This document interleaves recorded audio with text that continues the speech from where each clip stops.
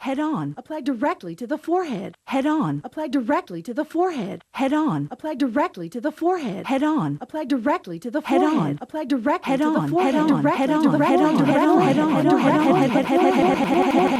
on. There are three certainties in life: death, taxes, and advertisements. And it seems like, especially in the past few years, ads have really permeated everyday life. Everywhere you look, every site you visit, online or IRL, you're gonna see ads, and besides uBlock, there's nothing you can really do about it. And there's probably no other place out there where ads have become especially intrusive besides YouTube. If you've been on this platform, you know what I'm talking about. Double 15-second unskippable ads, half of them being Verizon. The occasional skip, which sounds good in theory, but there's no rhyme or reason to when you get a skip, so you end up having to stop what you're doing and switch over every time an ad plays, hoping you can skip it. Thus, you end up watching more ads anyways, and it's super annoying, because it wastes my time, and it's obvious that they're just trying to push me to buy premium. Is that a refrigerator joke? But hey, it's the trade-off for YouTube being free. And they're also how YouTubers make money. This is why I ultimately don't bother with AdBlock and just deal with the ads, as these very ads are pretty much the primary lifeline for YouTubers. And yeah, I want to support creators, considering I am one myself. Plus, I get to make fun of Verizon.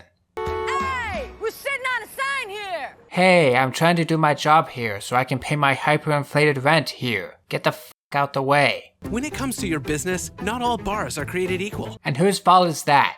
Whose former lawyer axed a bill that 88% of Americans were in favor of?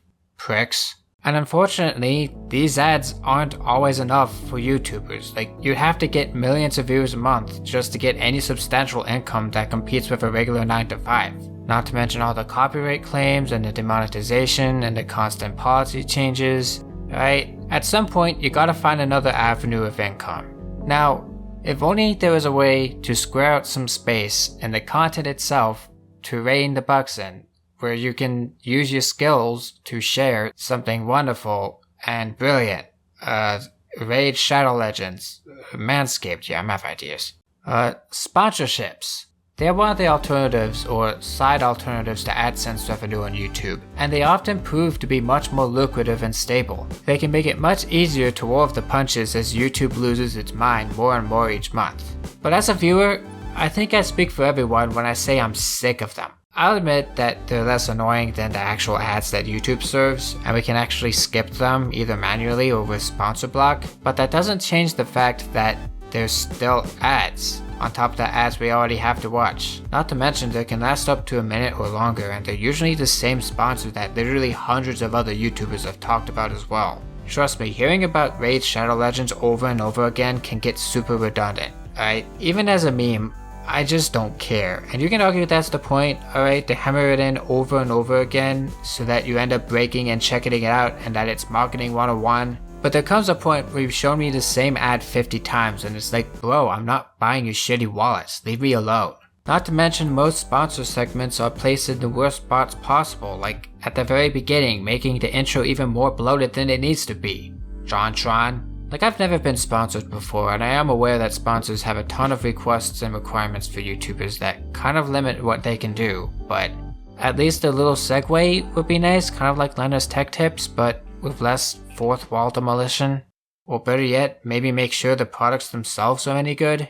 General rule of thumb, the more you spend on marketing, the less you have for the product. And this reigns true time after time with sponsorships. In most cases, the products are either of poor quality or poor value, or both, usually both. Like Skillshare, that site is literally just tutorials that you have to pay for. And for what I've heard, they're not even that good. Then there's Raid Shadow Legends, which is, a freemium mobile game. No thanks. Manscaped is just an overpriced razor that has the most corny ads I've ever seen. Squarespace isn't actually that bad from what I hear. It's really quick and easy if you're looking for a simple website, but then again, there are many other site builders that offer better value and much more customization. And the same can pretty much be said about Wondershare Filmora. Really nice for making videos quickly and easy, but there are free videos out there that offer so much more than Filmora, and they don't have watermarks. Cough, cough, DaVinci Resolve. Cough, cough, head film. Cough. Cough. And especially with the drama Filmora's been in with canceling lifetime licenses among other shady business practices, yeah, I wouldn't do business with them. And speaking of shady business practices, you also have to be careful with which sponsorships you take on, as some of them, yeah, they be shady, whether it be them dragging their feet with paying you, or it be their products being legit scams, like the whole established titles X Kamikoto Knives scandal, which, no joke, both are tied to Deal Dash, which should tell you everything, alright? And it's just, you gotta be careful. You don't want to be that guy who promotes something like BetterHelp and ends up having to answer for when the company gets exposed for being shitty. And you also don't want to be that guy who loses their channel to an email link, which unfortunately happens to the best of us. Just like with regular ads, sponsorships come with their own risks. On top of being another layer of ads, they can be a liability. But even considering that, they can still be worth it.